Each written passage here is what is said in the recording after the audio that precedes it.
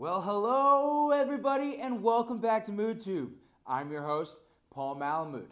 Now, when I filmed the September 11th episodes the other day, I asked, no, I begged, could we please stop the 24/7 coverage of Punchgate? Now, I knew that this was never going to happen on the national scale, but it was my intention to at least stop talking about it until something substantial came about or we got the results of the independent investigation. Well, what I didn't anticipate was the fact that before things get better, they more than often get a whole lot worse. And that's what happened on Friday. First, it was the fact that the 911 tapes were released from the night that Panthers defensive lineman Greg Hardy was arrested for beating his girlfriend, or his then girlfriend. Then, later in the afternoon, it was the devastating news that Adrian Peterson had been indicted for beating one of his sons with a switch, or as he said, whooping him. First, for Hardy, I simply don't know how he can be allowed to play. The fact that he was allowed to play in week 1 is ridiculous. I mean, yes, I understand that we have to let the due process take place. But we're talking about Hardy. He had already been convicted by a judge. Yes, he's appealing it and he's awaiting trial by jury. But a judge has already found him guilty. With everything that's been going on with Ray Rice, how is it physically possible that the NFL, let alone the Carolina Panthers, would allow him to be able to play and just bring that unwanted attention upon themselves? I mean, the 49ers suspended a broadcaster for comments that he made about the Ray Rice scandal. How can the Panthers simply allow this man to play who has already been found guilty by a judge? And yes, the 49ers are still allowing Ray McDonald to play, but his incident just happened like a few weeks ago. He still hasn't had his due process. Let that play out. This man's been already found guilty in the court of law. He's already been sentenced to 60 days in jail on a suspended sentence and probation. Until this trial by jury happens, he needs to be deactivated. He'll still get his pay, but he can't be allowed to play on the field. It's absolutely mind-blowing that they're allowing this to happen. As for AP, first, he was indicted on these charges yesterday, the charges of child abuse, and eventually a Texas warrant was issued for his arrest.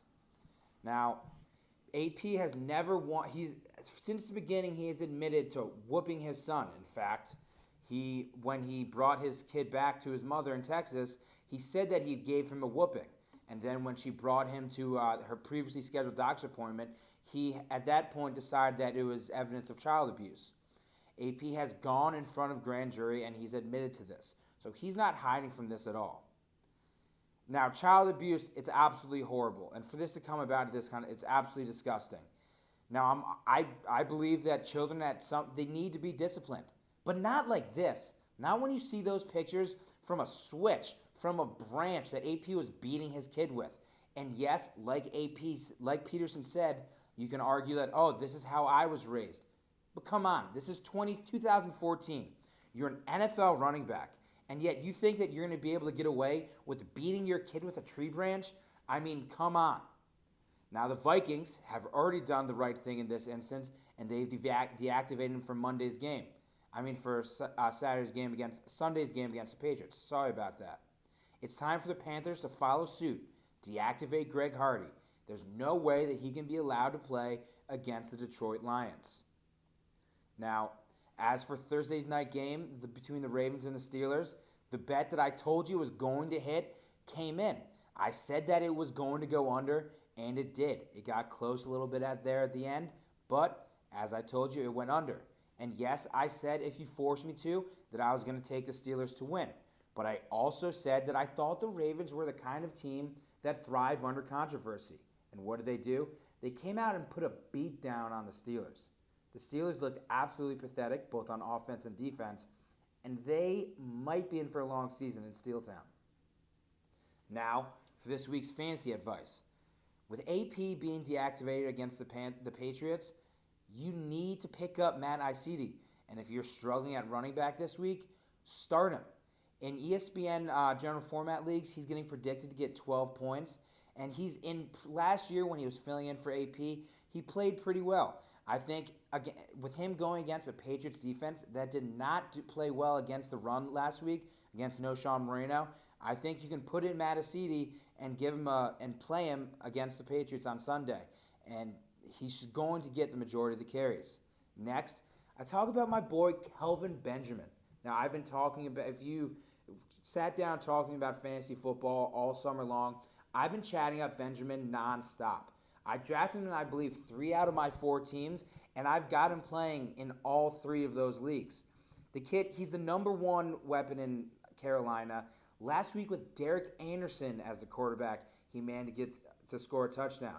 Now with Cam Newton coming back, I think Benjamin's in for a big week, and I think he's in for a big season.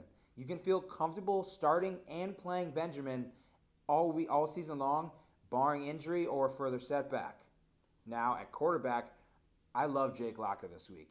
In all of my FanDuel and DraftKings leagues, I've got Locker starting. He's going against the Cowboys defense, who looked awful last week, who were awful last year.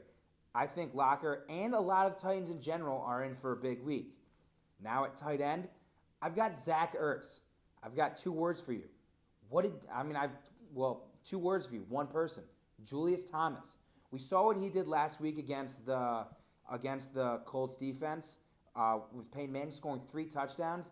Zach Ertz came on at the end of last year. He played well last week. I think he's in for a huge game against the Colts on Monday night. And if I were you, I think there's a chance that he might be the highest scoring tight end this week. So if you've got him, play him. If you're in DraftKings, play him. He's a pretty cheap option. Zach Ertz, book it. And lastly, one last wide receiver you need to pay attention to, basically this is only for if you have Brandon Marshall, Alshon Jeffrey, is Santonio Holmes. Both Brandon Marshall and Jeffrey are going to be game time decisions. And since the Bears play the late game on Sunday night, you need to have a backup option. So unless you have a good player going on Monday night, or you have somebody else at one of the skill positions for the Bears or the 49ers, then you've got to pick up Holmes. Because if one of those 2 receivers don't go, then he's going to get the start, and it's fair enough to say that he's going to get some looks. So if you've got Marshall or Jeffrey, pick him up. Also, a piece of advice, because they're so questionable, drop Marshall or Jeffrey down in the flex position. That way you have a little bit more wiggle room in case one of them doesn't go, because you can drop them and then start either a wide receiver or in some leagues a tight end. So put him in the flex position and pick up Santonio Holmes. Now, for this week's picks. First game, I'm staying in that Bears Sunday night game, and I'm taking the Bears getting 7 points on the road against the 49ers. Now, first, let me say this. I think the 49ers are going to win. But I'm taking the Bears getting 7 points. They're too good of an offense. And yes, they lost last week to the Bills. But the Bills are a better team than people expected them to be. And the 49ers looked great last week against the Cowboys. But the Cowboys were awful last week. So we've got a simple game, a matchup of a team that won against a bad team and a team that lost against a good team. The Bears very well could pull it out and win it outright. But getting 7 points, I'm definitely taking the Bears. Next, I'm going back to those Bills. They're playing at home against the Dolphins in a pickup game. Now, I've gone back and forth about this one, and to be honest, I was probably going to pick the Dolphins until I heard that the Bills had sold. The Bills have been sold, and that they're going to be staying in Buffalo.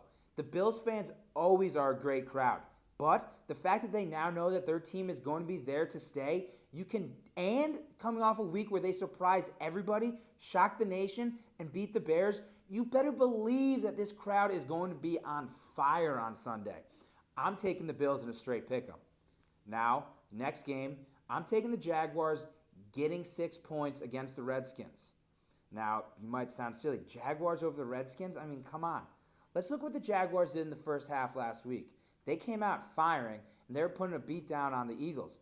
Meanwhile, the Redskins looked awful against the Texans. Yes, the Texans have a good defense, but still, the Jaguars looked great for at least the first half of the game. The Redskins were awful throughout.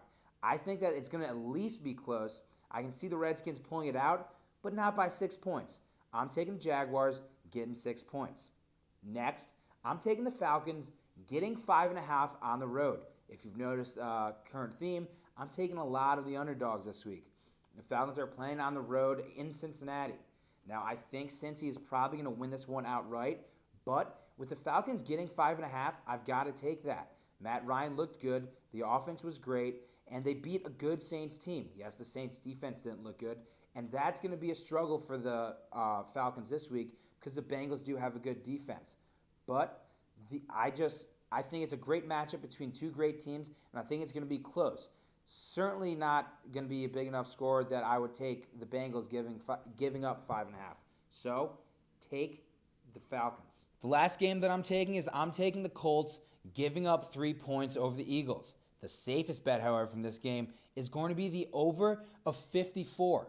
The reason why I'm taking the Colts giving up 3 is I just don't see Andrew Luck losing 2 games in a row. He mounted a very good comeback against the Broncos last weekend on Sunday night. He just fell short, so I'm taking him over the Eagles at home. As for the over, these are 2 high-scoring offensive teams playing in a dome, so perfect conditions. It's going to be a track meet. If you've got any Eagles or Colts players on your fantasy teams, start them. If you can feel good about that, and take the over. So that's Colts -3 and the over of 54. That's all I've got for this week's episode.